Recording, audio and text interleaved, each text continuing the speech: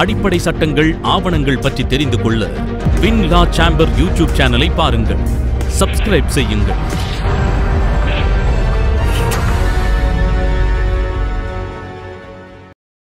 My special thanks to the learned principal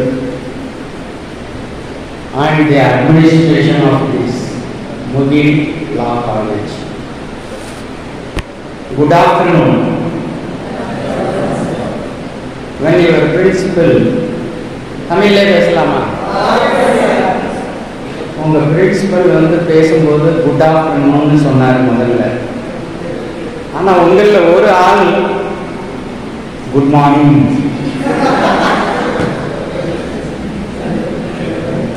சட்டப்படி அது குற்றமா?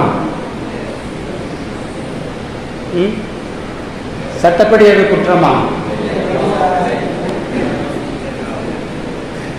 லீன் பாடியா இருக்கிறாங்க. இளைத்தவன், இளைத்தவனுக்கு எல்லை கொடு. இயல் தெரியுமா? சீசன் இயல். இளைத்தவனுக்கு எல்லை கொடு, கொளுத்தவனுக்கு இது சட்டமா? அப்ப எது சட்டம்? இந்த பூமியில் பல்வேறு உயிரினங்கள் உண்டு.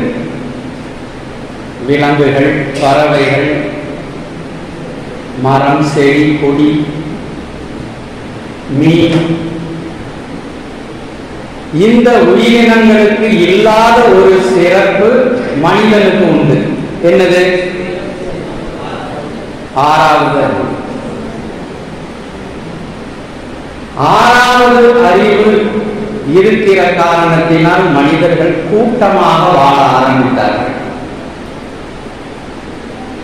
காடுகளில் வாழ்ந்து கொண்டிருந்த மனிதர்கள் பாதுகாப்பு கருதி தங்களது தேவையை பூர்த்தி செய்து கொள்வதற்காக ஒரு கூட்டத்தை ஏற்படுத்தினார்கள். கூட்டமாக வாழ்வது ஒரு பாதுகாப்பான வாழ்க்கையாக உணர்ந்தார்கள். அப்ப தனி நபர்களாக வாழ்ந்து கொண்டிருந்த மனிதர்கள் ஒரு கூட்டத்திற்குள் வரும்போது சில கட்டுப்பாடுகள் விதிக்கப்பட்டது. அன்று துவங்கிய கட்டுப்பாடு இன்று வரை சட்டங்களாக அறிமுகப்படுத்தப்பட்டு செயல்படுத்தப்பட்டு வருகிறது. இல்லையா? எதற்காக இந்த கட்டுப்பாடுகள், இந்த சட்டங்கள்? எதற்காக? ஒரு கூட்டணி அமைத்து கூட்டமாக வாழ்க்கையை துவங்கி சமூகமாக விரிவுபடுத்தி இருக்கிற இந்த மனிதர்கள் பாதுகாப்பாக வாழ வேண்டும். ஒருவருக்கு ஒருவர் உதவியாக இருக்கலாம். இடையூறு செய்யலாமா? ஒரு தனி மனிதனின் சுதந்திரம் என்பது கட்டுப்பாடுகளுக்கு உட்பட்டதுதான். அப்ப அந்த கட்டுப்பாடுகள் என்பது, நிபந்தனைகள் என்பது, எப்படி வாழ வேண்டும் என்கிற வழிமுறைகள் சட்டங்களாக மாறியது. சட்டத்தை இயற்றுவது யார்? நீங்கள் எல்லாம் 3ஆம் வகுப்பு படிக்கக்கூடிய மாணவர்கள், இறுதி ஆண்டில் இருக்கக்கூடிய மாணவர்கள் சொன்னாங்க இல்லையா? You are all from 3rd year, final year. யாரெல்லாம் நீதிபதி ஆக விரும்புறீங்க? கை தூக்குங்க பார்ப்போம்.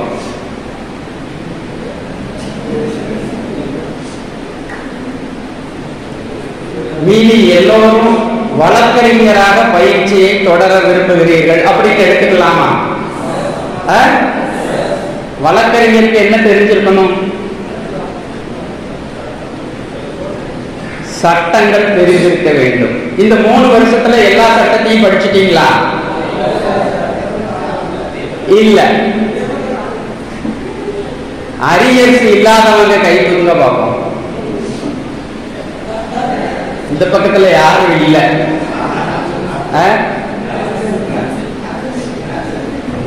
தேங்க்யூ.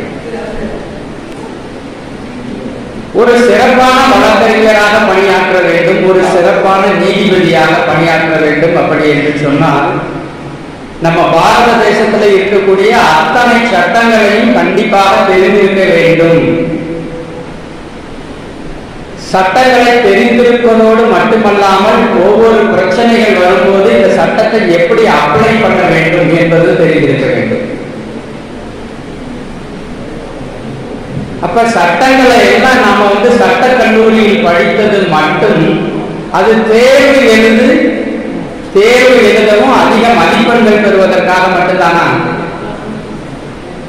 நம்ம சட்டம் பயின்ற மாணவர்களாக வெளியேறும் போது வழக்கறிஞராக மாற வேண்டும் அல்லது நீதிபதியாக மாற வேண்டும் அப்படின்னு சொன்னா கூடுதலாக சில விஷயங்களை கற்றுக்கொள்ள வேண்டிய அவசியமும் தேவையும் உண்டு இல்லையா? வழக்கறிஞராக போக வேண்டும் என்று சொன்னால் ஒரு மூத்த வழக்கறிஞரிடம் சில ஆண்டுகள் சில மாதங்கள் பயிற்சி பெற வேண்டும். நீதிபதியாக மாற வேண்டும் என்று சொன்னால் தேர்வுகள் எழுதி தேர்ச்சி பெற வேண்டும். அப்ப சட்டத்தை படிக்காம வழக்கறிஞராக இருக்க முடியாது இல்லையா? இன்றைக்கு தலைப்பு இ ஃபைலிங் பற்றி பேசுவதற்காக நீதிமன்றத்தில் இருக்கக்கூடிய மூத்த பணியாளர்கள் வருகை தந்திருக்கிறார்கள். எனக்கு கொடுக்கப்பட்டிருக்கிற தலைப்பு ஃபேமிலி லா. உங்களுக்கு ஒரு சப்ஜெக்டா உண்டா? ஃபேமிலி லா உண்டு, படிச்சு முடிச்சிட்டீங்க.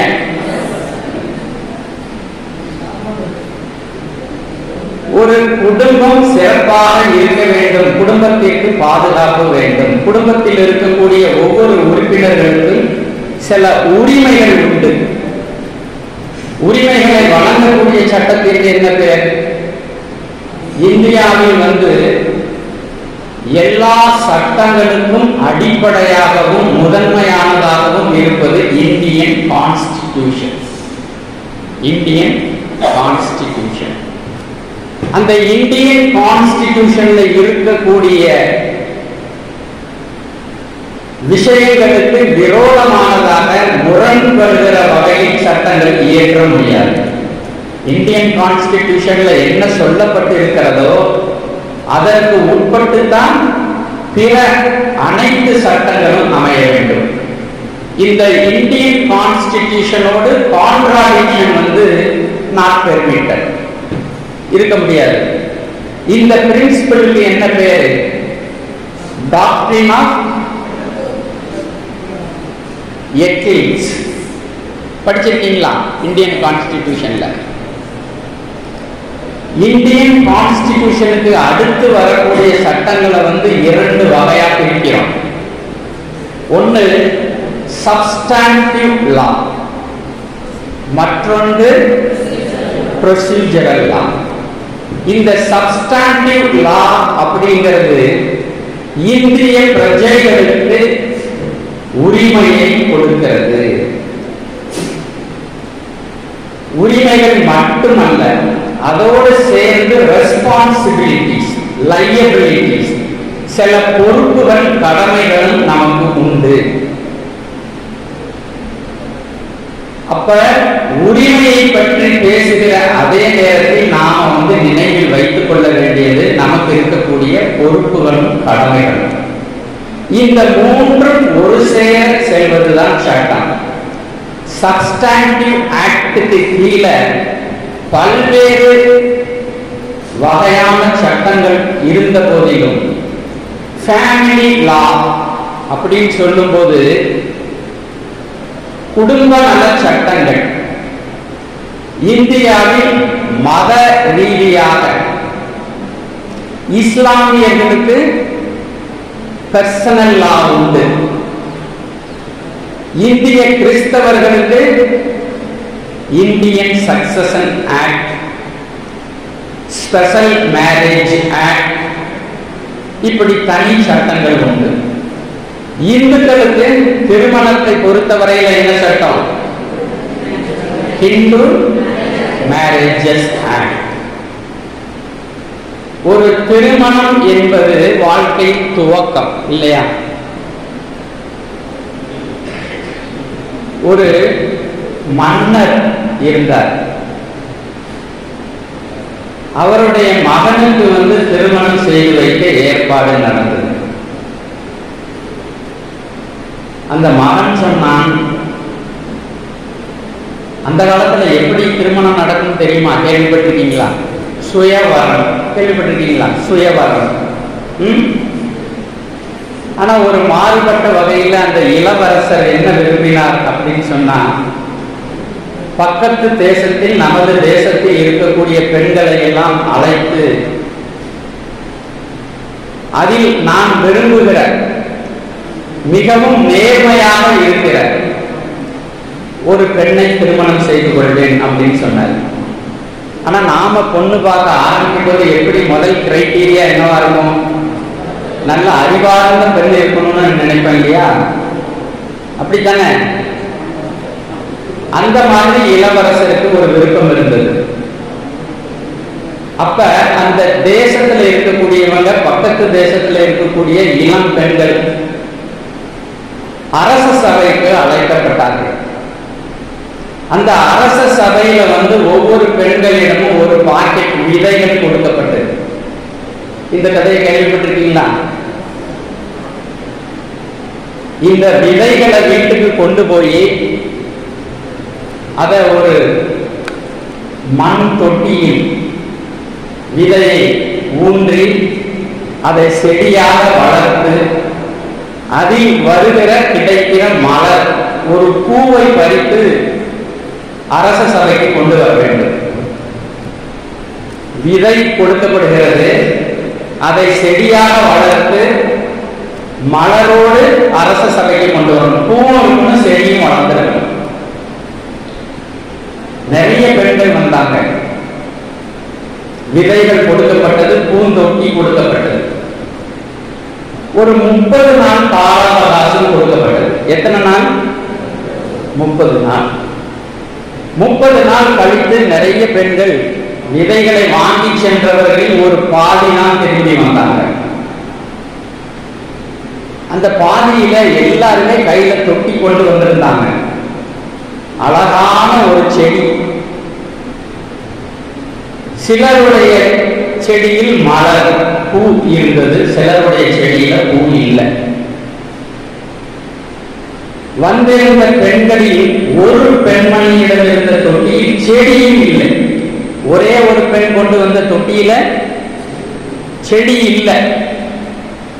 ஆனா அவங்களும் திரும்பி வராங்க அரச சபையில. இளவரசர் ஒவ்வொரு செடியையும் பார்வையிட்டு கடைசியில் தேர்வு செய்கிறார். எந்த பெண்ணின் கையில் இருக்கக்கூடிய தொட்டியில மண்ணு மட்டும் இருந்தது, செடி இல்லையோ, அந்த பெண்ணை தான் தேர்வு செய்தார். மற்றவங்கெல்லாம் கஷ்டப்பட்டு செடியை வளர்த்து மலர் இருக்கக்கூடிய ஒரு செடியை கொண்டு வந்திருக்காங்க. அதையெல்லாம் இளவரசன் விரும்பவில்லை. ஆனா செடி எதுவுமே இல்லாம வெறும் வாழி தொட்டியாக இருக்கக்கூடிய, அதை வைத்துக் கொண்டு நின்று கொண்டு இருக்கக்கூடிய அந்த பெண்மணியை தான் தான் திருமணம் செய்து கொள்ள போவதாக தேர்வு செய்தார். ஏன்? ஏன்னா ஒவ்வொருத்தருக்கும் கொடுக்கப்பட்ட அந்த விதைகள் வாயிண்டு சீர், வேக வைத்து எடுக்கப்பட்ட விதைகள்.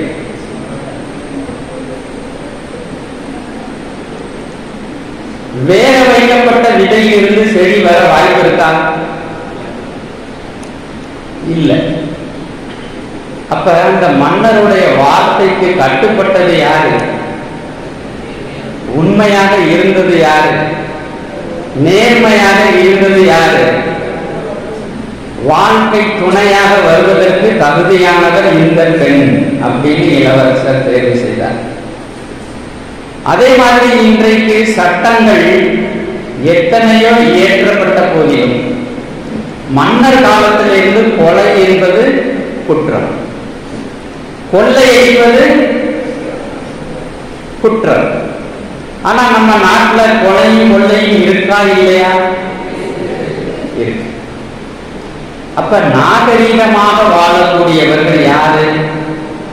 நேர்மையான மனிதர்கள் யார் அப்படின்னு சொன்னா, இன்றைய 21ஆம் நூற்றாண்டில் யார் சட்டத்தை பின்பற்றி வாழ்க்கையை நடத்துகிறாரோ அவர்தான் நேர்மையானார், இல்லையா?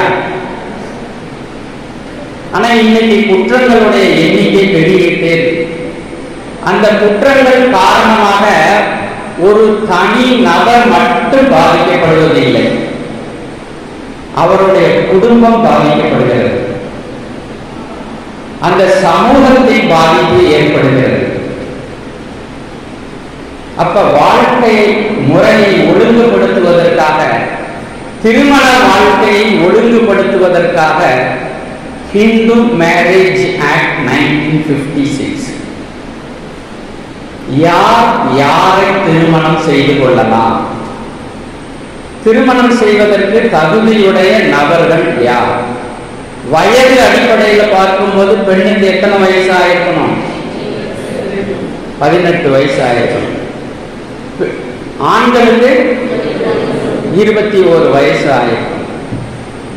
18 வயதுக்கு குறைந்த பெண் 21 வயதுக்கு குறைவான ஆண் திருமணம் செய்து கொண்டால் அதற்கு பெயர் என்ன? Child marriage. அது சட்டப்படி அனுமதிக்கத்தக்கதா? அது தண்டிக்கத்தக்கது. ஏன் 18 வயசுக்கு கீழே இருக்கிறவங்க திருமணம் செய்து கொள்ளக்கூடாது?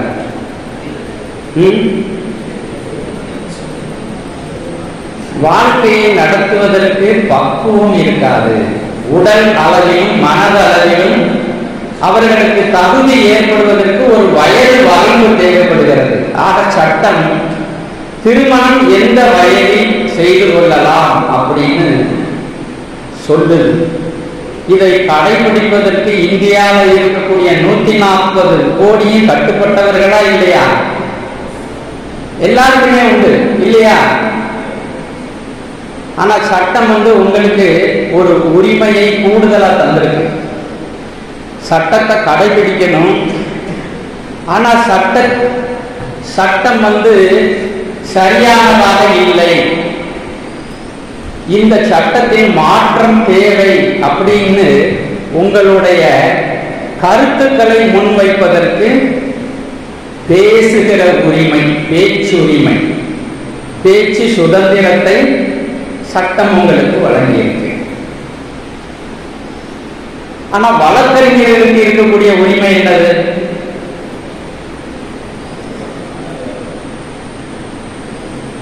சட்டத்தின் முன்பாக குற்றவாளியாக நிறுத்தப்பட்டிருக்கிற மனிதர்களை அவர்கள் சார்பாக நீதிமன்றத்தில் வாதத்தை எடுத்து வைப்பதற்காக, ஒரு குற்ற செயலால் பாதிக்கப்பட்டு நிற்கிற மக்களுக்கு ஆதரவாக நீதிமன்றத்தில் அவர்களுடைய உரிமையை எடுத்துச் சொல்கிறது. அந்த அதிகாரம் வழக்கறிஞருக்கு உண்டு. அப்போ child marriage is prohibited one இல்லையா? அப்போ ஒரு குழந்தை திருமண வழக்குல குழந்தை திருமணத்தை நடத்தி வைத்த ஒரு நபர் உங்களிடம் இந்த வழக்கை எனக்காக நடத்தி தாருங்கள், இந்த வழக்கில் வெற்றி பெற வேண்டும், எவ்வளவு ஃபீஸ் வேணாலும் தர தயாரா இருக்கிறேன் அப்படின்னு சொன்னா அந்த கேஸை நீங்க எடுத்துக்கொள்ளலாமா?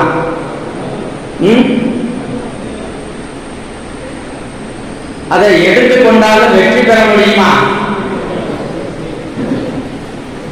அப்ப வழக்கறிஞராக இருக்கக்கூடியவர்கள் ஒரு சட்டத்தை கடைபிடிக்கிற சாதாரண இந்தியனை விட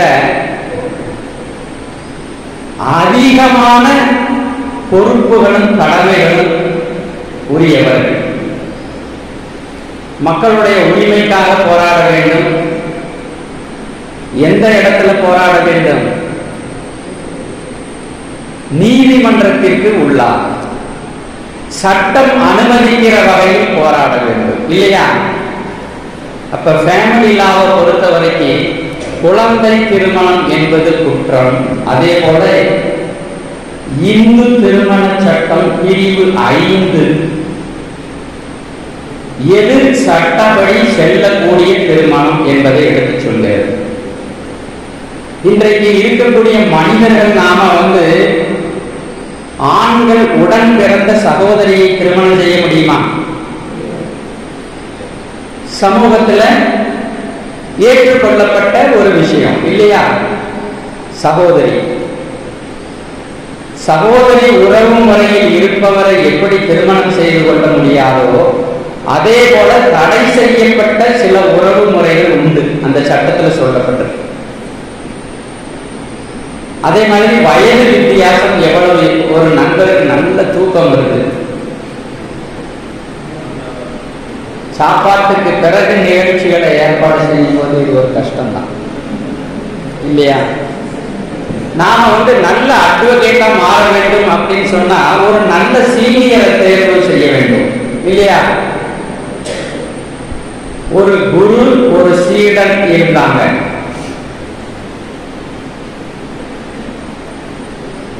குரு ஒரு நிகழ்ச்சியில் கலந்து கொள்வதற்காக அந்த காலத்துல குதிரையில் பயணம் செய்வாங்க. குதிரையில வேகமா போயிட்டு இருக்கிறார் குரு. அவருக்கு பின்னாடி அவருடைய 2 மாணவர்கள் தனித்தனி குதிரையில் பின்னால பயணம் செய்யறாங்க. குரு முன்னால போறாரு, நிகழ்ச்சிக்கு நேரம் ஆயிட்டுன்னு சொல்லி வேகமா போறாரு. அப்ப அந்த குருவுடைய தலையில இருக்கக்கூடிய கேப், தொப்பி காற்றில பறந்து போகுது. இத கேள்விப்பட்டிருக்கீங்களா? இல்ல. தலையில் இருக்கக்கூடிய அந்த தொப்பி காற்றில் பறந்து போகுது. காற்றில பறந்து போகும்போது பின்ன பார்த்து தான் வரும் இல்லையா? பின்னால 2 பேர் யார் வராங்க? அவருடைய மாணவர்கள் வராங்க. அந்த 2 மாணவர்களும் என்ன செஞ்சாங்க? பறந்து போன தொப்பியை எடுப்பதற்கு எந்த முயற்சியும் பண்ணல. குருநாதர் பின்னாடியே வேகமா அவங்களும் அந்த நிகழ்ச்சி நடக்கிற இடத்துக்கு சேர்ந்துட்டாங்க. குருநாதர் கொஞ்சம் கோபப்பட்டார். ஏன்பா அந்த தொப்பி பறந்து போவதை பார்த்தீங்க, அதை எடுத்துட்டு வரணும்னு உங்களுக்கு தோணலையே? நிகழ்ச்சி முடிச்சு திருப்பி வராங்க வீட்டுக்கு. அந்த காலத்துல வீடு என்பது ஒரு குடிசை, ஒரு ஆசிரமம், குருகுல கல்வி. கேள்விப்பட்டிருக்கீங்களா? குருகுல கல்வி. அப்ப அந்த குடிசைக்கு குரு திரும்பிட்டாரு, வேகமா குதிரையில சேர்ந்துட்டாரு. பின்னால கொண்டிருந்த 2 மாணவர்களையும் காணல. ரொம்ப நேரம் சென்ற பிறகு காலதாமதமா சேர்றாங்க. சேரும்போது அந்த 2 மாணவர்களுடைய கையிலும் பெரிய கூடை இருந்துச்சு. கூடை, பெரம்பு கூடை தெரியுமா? பக்கெட் மாதிரி இருக்கும். அந்த பெரம்பு கூடையில என்ன கையில இருந்தது? பெரம்பு கூடைக்கு உள்ள குதிரை போட்ட சாணம் இருந்தது. வர்ற வழியில எங்கெல்லாம் அந்த குதிரை சாணம் போட்டதோ அதெல்லாம் இறங்கி இறங்கி இவங்க 2 பேரும் எடுத்துட்டு வந்தாங்க. இப்பவும் குருவுக்கு கோபம் வந்துச்சு. இந்த 2 பேரும் சொன்னாங்க, குருவே தொப்பியை எடுக்காம விட்டோம், அப்பவும் கோபப்பட்டீங்க. இப்ப வரும்போது என்னெல்லாம் கீழே விழுந்ததோ அதெல்லாம் எடுத்துட்டு வந்திருக்கோம், இதுக்கும் கோபப்படுறீங்க, என்ன குரு? அப்ப எதை எடுக்கணும் எதை எடுக்க கூடாது சந்தேகம் வருதா? அப்ப 2 பேரும் பேசி ஒரு முடிவுக்கு வராங்க. எது எது கீழே விழுந்தா எடுக்கணும், எது எது கீழே விழுந்தா எடுக்கக்கூடாது. குருவுக்கும் மாணவர்களுக்கும் இடையே ஒரு அண்டர்ஸ்டாண்டிங் வந்துருச்சு. இத சட்டத்துல நாம என்ன சொல்றோம்? இரு தரப்பினர்களுக்கு இடையே ஒரு புரிந்துணர்வு. என்னது? எந்த சட்டம் பொருந்தும்?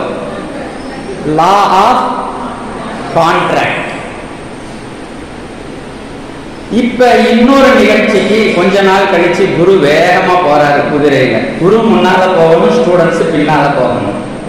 அதே மாதிரிதான் நீங்க கோர்ட்டுக்குள்ள வரும்போதும் சீனியர்ஸ் உட்கார்ந்துருக்காங்கன்னு சொன்னா ஜூனியர் எந்திரிச்சு பின்னாடி தான் நிக்கணும். உங்க சீனியருக்கு சரி சமமா பக்கத்துல சீட்டு அவைலபிளா இருந்தாலும் உட்கார முடியுமா? உட்கார்றாங்களா? நீங்க பார்த்திருக்கீங்களா? ஏன்னா நமக்கு கல்வியை கற்றுக் கொடுக்கிற ஆசானுக்கு நாம் தருகிற மரியாதை. இப்ப இந்த குருநாதர் வேகமா குதிரையில போகிறார். முன்னால போய்கிட்டு இருந்த அந்த குதிரை என்ன ஆகுது? திடீர்னு ஏதோ ஒரு மர கிளையில கால் தடுமாறி கீழே விழுது குதிரை. குதிரை கீழே விழும்போது குருநாதரும் கீழே விழுந்தார். இப்ப பின்னாடி வந்துகிட்டு இருந்த 2 மாணவர்களும் குருநாதர் விழுந்து கிடந்த இடத்துக்கு வந்து நிற்கிறாங்க. ஒரு மாணவன் தூக்குவதற்காக முயற்சி செய்யறான். அப்ப இன்னொரு மாணவன் சொல்றான், அவசரப்படாத, we have already entered into a contract, one agreement is there, we abide by the terms of the contract. அந்த லிஸ்ட வெளியில எடுத்து பார்த்தாங்க. குருநாதர் கீழே விழுவாருன்னு அதுல எழுதல, விழுந்தா தூக்கணும்னு எழுதல. என்ன பண்ணாங்க, 2 பேரும் விட்டுட்டு ஆசிரமத்தை நோக்கி போயிட்டாங்க. இப்ப இந்த கதை எதுக்கு?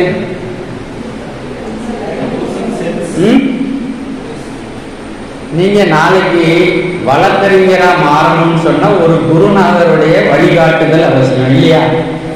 3 வருஷம் இல்ல 5 வருஷம் நீங்க லா காலேஜில் படிச்சாலும் படித்து தேர்வு பெற்ற அந்த சட்டத்தை நீதிமன்றத்தில் எடுத்து சொல்வதற்கு நமக்கு ஒரு தனி திறமை வேணும். எந்த சமயத்துல எந்த சட்டத்தை சொல்லணும், எந்த பொறுமைகளோடு எந்த சட்டத்தை சேர்க்கணும், நீதிமன்றத்துக்குள்ள நம்ம பார்ட்டியோடைய விஷயங்களை எப்படி எழுதி கொடுக்கணும், எப்படி வாய்மொழியா ஆர்குமெண்ட் பேசணும், இதெல்லாம் கற்றுக்கொள்வதற்கு யார் அவசியம்? நமக்கு ஒரு சீனியர் அவசியம் இல்லையா? அப்ப நாளைக்கு நீங்க ஒரு சீனியரிடம் போய் சேரும் போது இந்த மாதிரியான குரு சிஷியர்கள் மாதிரி இருப்பீங்களா, இல்ல வித்தியாசமா இருக்கணுமா? நம்முடைய கையில தான் இருக்கு. அப்ப ஃபேமிலி லாவை பொறுத்த வரைக்கும் திருமணத்திற்கு வயது நிர்ணயம் செய்யப்பட்டிருக்கு, உறவு முறைகள் நிர்ணயம் செய்யப்பட்டிருக்கு. இருவருக்கும் இடையே பிரச்சனைகள் ஏற்பட்டு பிரிஞ்சு போறாங்க. ஒரு கணவன் ஒரு மனைவி மன வருத்தத்தின் காரணமாக பிரிஞ்சு போறாங்க. இப்ப இருவரையும் சேர்த்து வைக்க வேண்டும். இதுக்கு பேர் ரெஸ்டிடியூஷன் ஆஃப் கான்ஜுகல் ரைட், மன வாழ்க்கையை மீட்டு எடுத்தல். 2 பேரும் சேர்ந்து வாழணும். பெண் விரும்புறாங்க, கணவனோட சேர்ந்து வாழணும்னு ஆசைப்படுறாங்க. அப்ப அந்த பெண் உங்ககிட்ட வந்தாங்கன்னு சொன்னா நீதிமன்றத்துல நீங்க என்ன ரிலீஃப் கேட்கணும்? இந்து திருமண சட்டத்தின் கீழே மனுதாரர் நீதிமன்றத்தில் எழுதி தாக்கல் செய்வதற்கு மனு, petition, original petition, Hindu marriage original petition அப்படின்னு பேர். அப்படி எழுதி தாக்கல் செய்யும் போது எந்த நீதிமன்றத்தில் தாக்கல் செய்யணும் அப்படிங்கிறது முதல்ல தெரியணும். நம்ம கன்னியாகுமரி மாவட்டத்தில் கிட்டத்தட்ட 26 கோர்ட்டுகள் இருக்கு, 26 நம்பர் ஆஃப் கோர்ட்ஸ். இதுல எல்லா கோர்ட்லையும் இந்த கேஸை ஃபைல் பண்ண முடியுமா? நீங்க ஃபேமிலி லா படிக்கும் போது ஜூரிஸ்டிக்ஷன், இது ஸ்பெஷல் லா. அந்த சட்டத்திலேயே ஒரு நீதிமன்றம் சொல்லப்பட்டிருந்தால் அந்த நீதிமன்றத்தில் தான் வழக்கை தாக்கல் செய்ய முடியும். என்ன கோர்ட்டு? ஃபேமிலி லா இருக்கு, ஹிந்து மேரேஜஸ் ஆக்ட் இருக்கு, ஸ்பெஷல் மேரேஜஸ் இருக்கு, எல்லாத்துக்குமே வெவ்வேறு கோர்ட். குடும்ப நல நீதிமன்றம், ஃபேமிலி கோர்ட் கேள்விப்பட்டிருக்கீங்களா? போயிருக்கீங்களா? நம்ம மாவட்டத்துக்கு கன்னியாகுமரி மாவட்டத்துக்கு உரிய ஃபேமிலி கோர்ட் நாகர்கோவிலில் அமைந்திருக்கு. அப்ப அந்த ஃபேமிலி கோர்ட் இல்லாத ஊர்களில் சார்பு நீதிமன்றம், சபார்டினேட் கோர்ட்னு பேரு, அந்த கோர்ட்ல பெட்டிஷன் ஃபைல் பண்ணலாம். இதெல்லாம் இந்துவாக இருந்தால். கிறிஸ்தவராக இருந்தாங்கன்னு சொன்னா ஸ்பெஷல் மேரேஜஸ் ஆக்ட், இந்த ஆக்ட் இருந்தது அவங்களுக்கு சப்ஜெக்ட்ல சிலபஸ்ல உண்டுமா? Special marriages act, Indian succession act, இதுக்கெல்லாம் வந்து டிஸ்ட்ரிக்ட் ஜட்ஜ் லெவல்ல இருக்கக்கூடிய நீதிமன்றங்கள். அப்போ சேர்ந்து வாழ்வதற்காக ரெஸ்டிடியூஷன் ஆஃப் கான்ஜுகல் ரைட் கேட்டு வழக்கு தாக்கல் செய்யலாம். அதே மாதிரி அந்த கணவன் மனைவி பிரிந்து போகணும்னு ஆசைப்படுறாங்க, என்ன கேஸ் ஃபைல் பண்ணணும்? டிவோர்ஸ். டிவோர்ஸும் எல்லா நீதிமன்றத்திலையும் தாக்கல் செய்ய முடியாது, ஃபேமிலி கோர்ட்ல தான் தாக்கல் செய்யலாம். விவாகரத்து. இப்ப கணவன் மனைவி பிரிந்த பிறகு அந்த மனைவிக்கு வந்து ஒரு பொருளாதார உதவி வேணும். மனைவி என்கிறவர் வந்து கணவனை நம்பிதான் வாழ்க்கையை துவங்குறாங்க. இப்ப மேரேஜ் லைஃப்ங்கிறது பிரேக் டவுன் ஆகி போச்சு. கணவனும் மனைவியும் தனித்தனியாக பிரிஞ்சுட்டாங்க. இப்ப மனைவி வந்து தன்னை பராமரித்துக் கொள்வதற்காக மெயின்டெனன்ஸ் அமௌண்ட் எந்த சட்டத்துக்கு கீழே கேட்டு போடலாம்?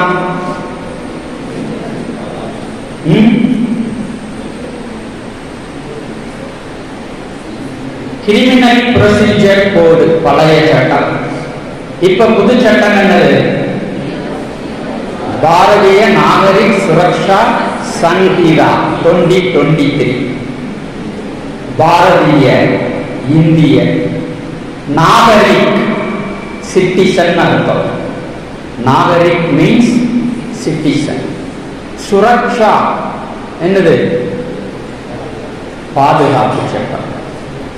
பழைய சட்டத்துல 125 125வது பிரிவுக்கு கீழே ஜீவனாம்சம் கேட்டு மனு தாக்கல் செய்ய முடியும். அது ஜுடிஷியல் மேஜிஸ்ட்ரேட் கோர்ட்ல. அதே மாதிரி குடும்ப நல நீதிமன்றங்கள்ல பிரிவு 26க்கு கீழே ஜீவனாம்சம் கேட்டு தாக்கல் செய்ய முடியும்.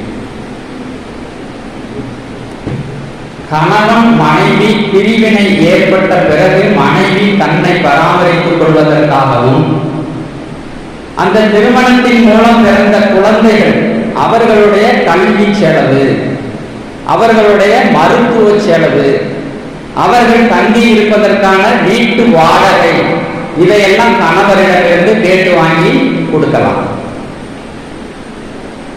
குற்றவியல் விசாரணை முறை சட்டம் தவிர, ஹிந்து மேரேஜஸ் ஆக்ட் தவிர இன்னொரு சட்டத்துல தான் இப்ப அதிகமான மனுக்கள் தாக்கல் செய்யப்படுது நீதிமன்றத்துல. என்ன சட்டம்? இன்னொரு சட்டம் இருக்கு.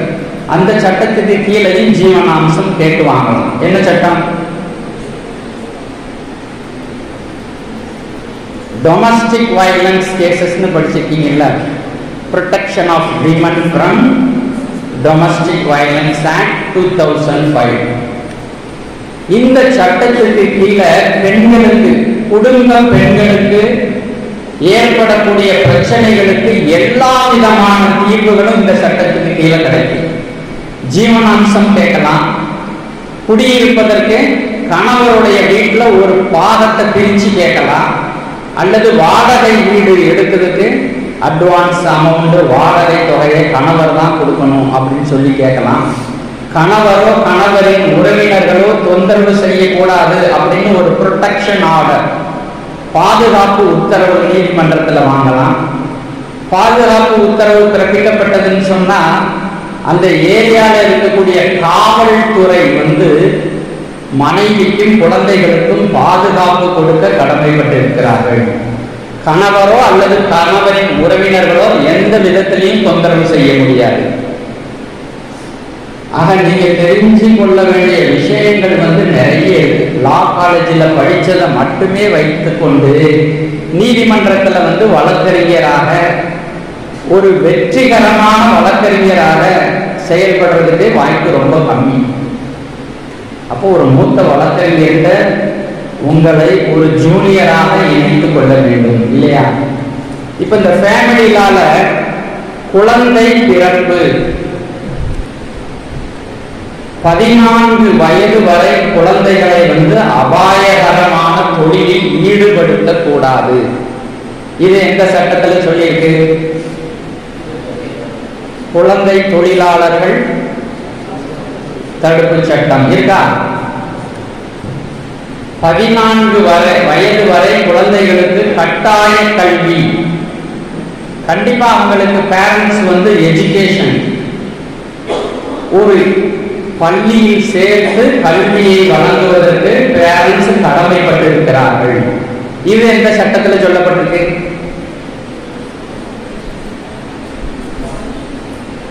ம் 14 வயது வரைக்கும் வேலையில ஈடுபடுத்தக்கூடாது, அவங்கள ஸ்கூலுக்கு மட்டும்தான் அனுப்பணும்.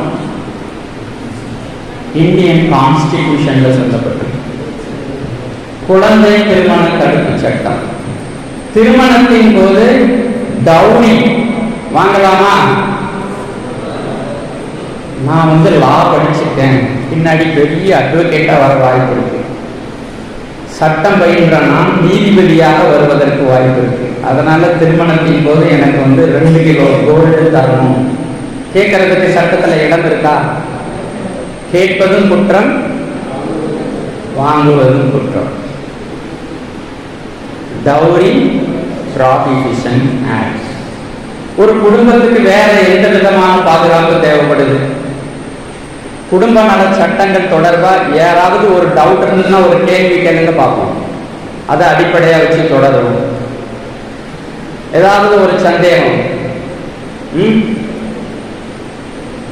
இப்ப டைவர்ஸ் டிவோர்ஸ் சொன்னீங்க, இத கிராமத்துல வில்லேஜிலேயே பெரியவங்க முன்னால பேசி முடிவு செய்யறாங்க.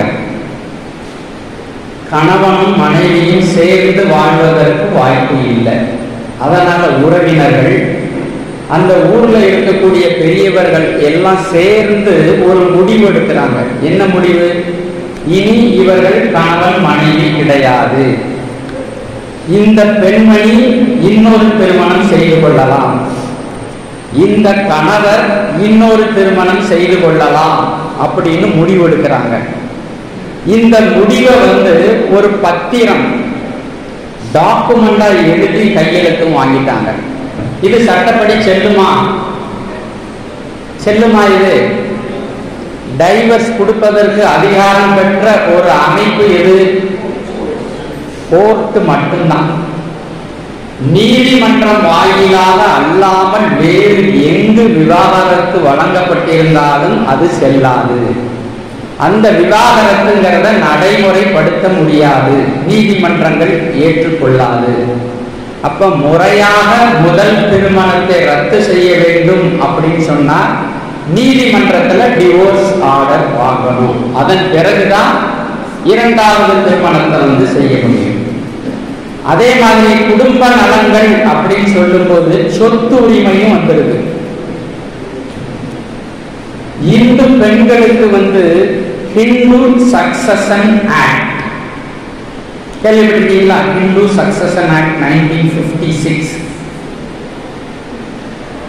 இந்தியாவில் 1937 வரை 1937 வரை பெண்களுக்கு சொத்துல எந்த விதமான உரிமையும் கிடையாது, வழங்கப்பட்டிருக்கவில்லை. உரிமை மறுக்கப்பட்டது. 1937 தான் முதல் முறையாக ஒரு சட்டம் கொண்டு வரப்பட்டு, ஒரு கணவன் இறந்து போனால் அந்த கணவனுக்கு சொந்தமான சொத்துக்களை பெண்கள் அனுபவம் செய்து கொள்ளலாம். பெண்கள் உயிரோடு இருக்கிற வரைக்கும் அந்த சொத்துக்களை அனுபவம் செய்து கொள்ளலாம்.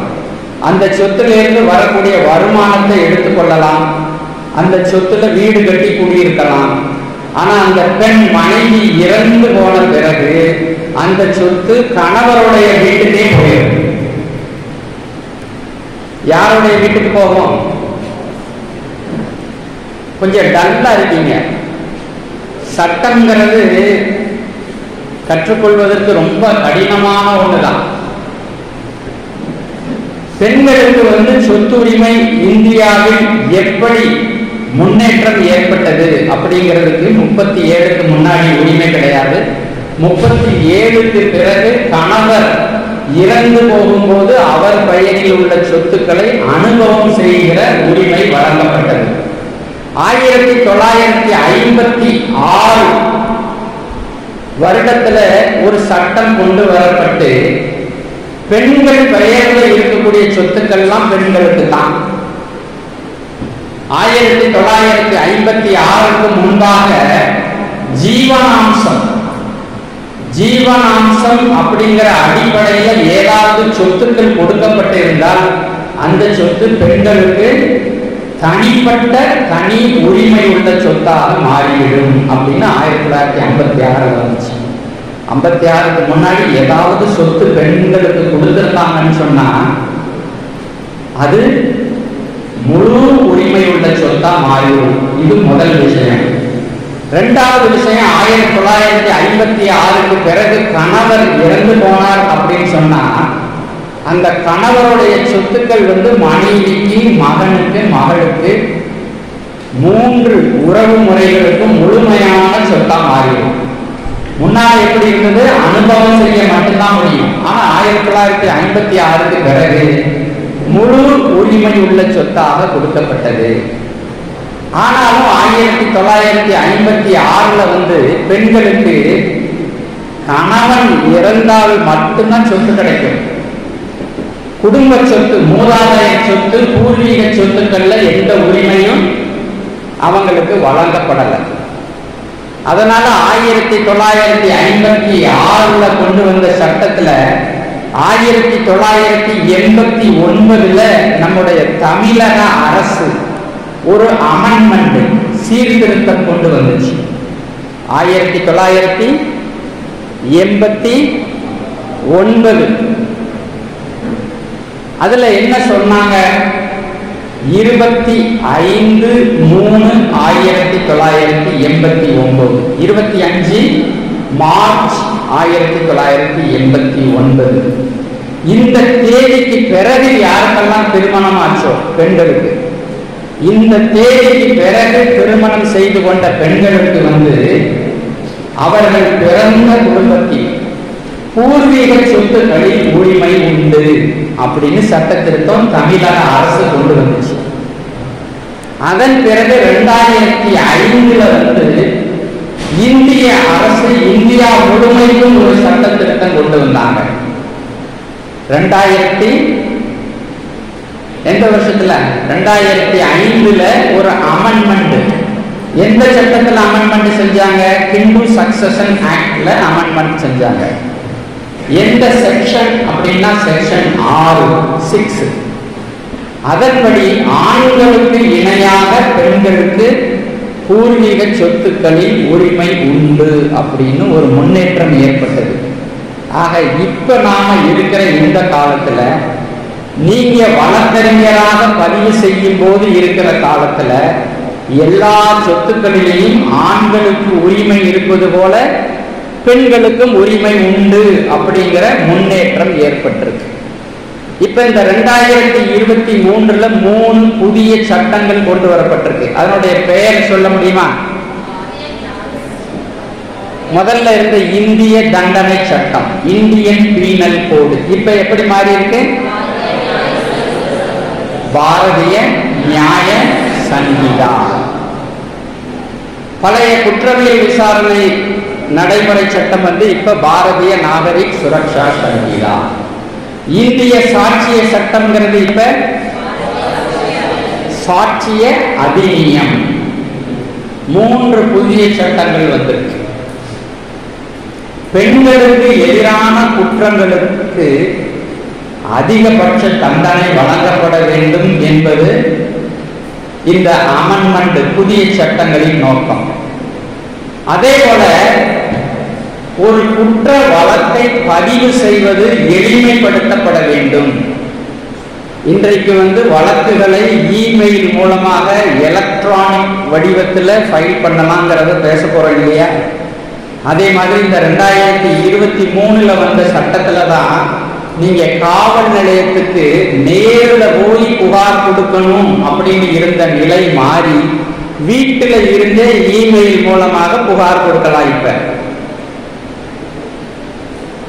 பாரதிய நாகரிக் சுரக்ஷா சங்கீதால சீர்திருத்தம் வந்திருக்கு. செக்ஷன் 173ல எஃப்ஐஆர் நீங்க நேரடியா போலீஸ் ஸ்டேஷனுக்கு போய் கொடுக்கலாம், இமெயில் மூலமாகவும் அனுப்பலாம். இமெயில் அனுப்பி இருந்தீங்கன்னா 3 நாட்களுக்குள்ள காவல் நிலையத்துக்கு போய் அதுல ஒரு கையொப்பம் செய்ய வேண்டும். அதே மாதிரி புலன் விசாரணை செய்வதற்கு முன்னால ரொம்ப கால அளவு இருந்துச்சு. போலீஸ் ஸ்டேஷன்ல கம்ப்ளைண்ட் கொடுத்துருவோம். அந்த போலீஸ் ஸ்டேஷன்ல இன்வெஸ்டிகேஷனை முடிச்சு ஃபைனல் ரிப்போர்ட் தாக்கல் செய்வதற்கு ரொம்ப கால அவகாசம் எடுத்துக்கிட்டாங்க. இப்ப வந்திருக்கிற புதிய சட்டத்துல அந்த கால அவகாசத்தை குறைச்சிருக்காங்க. ஒரு குறிப்பிட்ட நாட்களுக்குள்ள புலன் விசாரணையை முடிச்சு நீதிமன்றத்துல குற்ற இறுதி அறிக்கையை தாக்கல் செய்ய வேண்டும். அப்போ ஒரு டைம் லைன் வந்திருக்கு. புகார் கொடுத்தவங்களுக்கு இப்போ ஒரு உரிமை ஏற்பட்டிருக்கு. புகார் கொடுத்து 90 நாட்கள் முடியும் போது அந்த புலன் விசாரணை எந்த லெவல்ல இருக்கு, முடிஞ்சிட்டு தான் முடியலையா அப்படிங்கிறத ஒரு அறிக்கையா ஐஓனா யாரு, இன்வெஸ்டிகேஷன் ஆபீசர் அந்த டிஃபேக்டோ கம்ப்ளைண்ட்டுக்கு ஒரு ரிப்போர்ட் கொடுக்கணும். எவ்வளவு நாட்கள்ல 90வது நாள்ல நான் கொடுத்த புகார் என்ன ஆச்சு, என்ன நடவடிக்கை எடுக்கப்பட்டது, கேஸோடைய ஸ்டேஜ் என்ன அப்படிங்கிறத குறிப்பிட்டு அந்த புகார்தாரருக்கு ஒரு அறிக்கையை கொடுக்க வேண்டும். அந்த அறிக்கையை நேரிலையும் கொடுக்கலாம் அல்லது இமெயில் மூலமாக செல்போன்ல வாட்ஸ்அப்ல கூட அனுப்பி வைக்கலாம். அப்ப காலத்தின் தேவை, புலன் விசாரணை விரைவாக நடத்தப்பட வேண்டும். அதே மாதிரி புலன் விசாரணையில் சேகரிக்கிற சாட்சியங்கள் குற்றத்தை நிரூபணம் செய்வதற்கு போதுமானதாக இருக்க வேண்டும். இந்த ஆள் தான் தப்பு செய்தான், இவர் குற்றவாளி அப்படின்னு நீதிமன்றத்தில் நிரூபணம் செய்வதற்கு சாட்சியங்களை சேகரிப்பதற்காக ஃபாரன்சிக் ஆபீசர்ஸ், நம்ம இங்கிலீஷ் படத்துல எல்லாம் பார்த்திருக்கோம். ஒரு மர்டர் நடந்துருச்சு அப்படின்னு சொன்னா அந்த இடத்துக்கு இம்மீடியட்டா ஒரு ஃபாரன்சிக் ஆபீசர் வருவாரு, கை ரேகையெல்லாம் எடுப்பாரு. அந்த குற்றம் நடந்துள்ளது அப்படின்னு சொல்றதுக்கு தெரிய வருகிற தடயங்களை எல்லாம் எடுப்பாரு. பார்த்துருக்கோம் இல்லையா? அப்படி ஒரு மாற்றம் இந்த புதிய சட்டத்துல கொண்டு வந்திருக்கு. எந்த ஒரு குற்றத்திற்கு 7 வருடங்களுக்கு மேல் தண்டனை விதிக்க முடியுமோ அந்த குற்றங்களை பொறுத்த புலன் விசாரணையில போலீஸ் இன்ஸ்பெக்டரோட சேர்ந்து ஃபாரன்சிக் ஆபீசர் இருக்கணும். அது கட்டாயமாக்கப்பட்டிருக்கு. அப்படி ஃபாரன்சிக் ஆபீசர் அந்த சம்பவ இடம், பிளேஸ் ஆஃப் அக்கரன்ஸ், அதுல போய் பார்க்கறத வீடியோகிராஃப் பண்ணணும். அதை வீடியோகிராஃப் எடுத்து சாட்சியமாக சேகரித்து சேமிச்சு வைக்கணும். அப்ப விரைவாக புலன் விசாரணை நடத்தப்பட வேண்டும். திறமையான புலன் விசாரணையா இருக்கணும். குற்றத்தை நீதிமன்றத்தில் நிரூபணம் செய்வதற்கு சரியான சாட்சியங்களை சேகரிக்கக்கூடிய புலன் விசாரணையா இருக்கணும். சீக்கிரமா புலன் விசாரணை முடியணும் இப்படின்னு கொண்டு வந்திருக்கிறாங்க. அதே மாதிரி நீதிமன்றத்திலையும் வழக்குகள் விரைவாக நடத்தி முடிக்கப்பட வேண்டும் அப்படிங்கிற நோக்கத்திலேயும் பல்வேறு மாற்றங்கள் இந்த சட்ட திருத்தத்தில் கொண்டு வந்திருக்கு. 3 ஆண்டுகள் சட்டங்களை எல்லாம் பயின்று நீங்க தேர்ச்சி பெற்றிருக்கீங்க. வழக்கறிஞராக பதிவு செய்து ஒரு நல்ல திறமையான வழக்கறிஞராக மாற வேண்டும் அப்படிங்கிற என்னுடைய ஆசையையும் தெரிவித்து, இங்க ஒரு 3 பேர் நீதிபதியாக வருவதற்கு விருப்பம் சொன்னாங்க. நீதிபதி தேர்வு நீங்க எக்ஸாம் எழுதி முடிச்சு தேர்ச்சி பெற்ற உடனேயே வழக்கறிஞராக பதிவு செய்தவுடன் எக்ஸ்பீரியன்ஸே இல்லாம நீதிபதி தேர்வை எழுதலாம். பிரிலிமினரி எக்ஸாம், அதுல தேர்ச்சி பெற்ற பிறகு மெயின் எக்ஸாம் 4 பேப்பர், ஜட்ஜ்மெண்ட் எழுத தெரியணும், டிரான்ஸ்லேஷன் நல்ல தெரியணும், சட்டங்கள்ல அடிப்படையான விஷயங்கள் எல்லாம் நல்ல தெரியணும். இந்த தேர்வுகளில் நீங்களும் வெற்றி பெற்று நீதிபதியாக வர வேண்டும் என வாழ்த்தி விடைபெறுகிறேன். நன்றி.